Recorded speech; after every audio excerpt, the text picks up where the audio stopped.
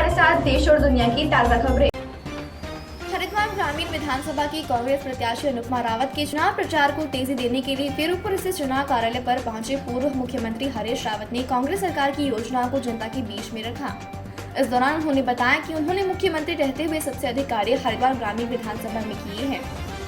उन्होंने सड़क, पुल व पेंशन के साथ अन्य योजनाओं को जनता तक पहुँचाया। कहा कि अगर दोबारा हमारी सरकार आती है तो हरिद्वार ग्रामीण विधानसभा में 2 बड़े सरकारी अस्पताल, 2 स्कूल, 2 स्टेडियम बनवाए जाएंगे। इसके अलावा सत्ता में आते ही पहले साल में 100 यूनिट व दूसरे साल में 200 यूनिट मुफ्त बिजली दी जाएगी। इस दौरान उन्होंने जनता से अपनी बेटी अनुपमा रावत को प्रचंड बहुमत से जिताने की अपील की। उन्होंने कहा कि भाजपा का विधायक भी कितनी बार तुम्हारे पास नहीं आया होगा जितना कि मैं मुख्यमंत्री रहते हुए आप लोगों के बीच में आया हूँ। उन्होंने ये भी कहा कि ग्रामीण की जनता से मुझे प्यार है और उसी को देखते हुए मैं अपनी बेटी अनुपमा रावत को आप लोगों के बीच में लाया हूँ। उन्होंने अनुपमा रावत को जिताने का सहयोग मांगते हुए कहा कि अनुपमा रावत आप लोगों की बहन बेटी हैं, अब इनका भविष्य आप लोगों के हाथ में है। इस दौरान प्रत्याशी अनुपमा रावत ने लोगों का आभार व्यक्त करते हुए सैकड़ों लोगों ने हरीश रावत के नेतृत्व में कांग्रेस का दामन थामा है और पार्टी के लिए मजबूती से कार्य करने का आश्वासन दिया है।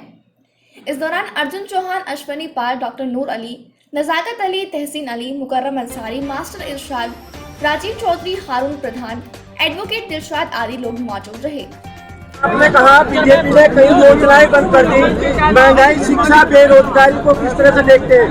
ये एक बहुत बड़ी चुनौती है। हर घर का बजट गड़बड़ा गया है, हर घर त्रस्त है।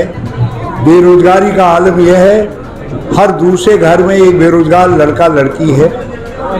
महंगाई, बेरोजगारी, अंधाधुंध खनन, कोरोना काल में लोगों को यूं ही मरने के लिए छोड़ दिया, कुंभ में टेस्टिंग का घोटाला किया, अब भ्रष्टाचार का राज्य में बोलबाला है, जनता की सुनी नहीं, गरीबों की पेंशनें बंद कर दी। तो आज जनता के सामने अवसर है कि इस भाजपा की पेंशन को बंद कर दे। हमारी प्राथमिकता, कांग्रेस की प्राथमिकता चिकित्सा, स्वास्थ्य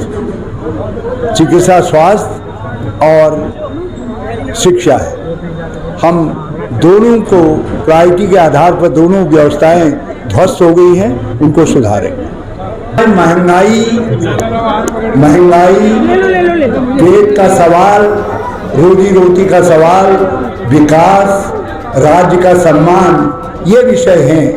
और जिस समय पार्लियामेंट की लड़ाई होगी उस समय दिल्ली के सवाल होंगे, इस समय हरिद्वार ग्रामीण के सवाल होंगे, इस समय इंसान का सवाल होगा।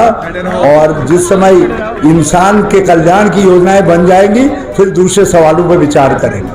सर एक आशाजनक बजट है, चुनावी है मगर निराशाजनक है। ये विकास का विरोधी बजट है, इसमें विकास के लिए कोई प्राविधान नहीं है, जो है तो खोखला है और ये महंगाई को और बढ़ाने वाला बजट सिद्ध होगा। आप देख रहे हैं उल्लेख न्यूज, हर खबर पर पैनी नजर।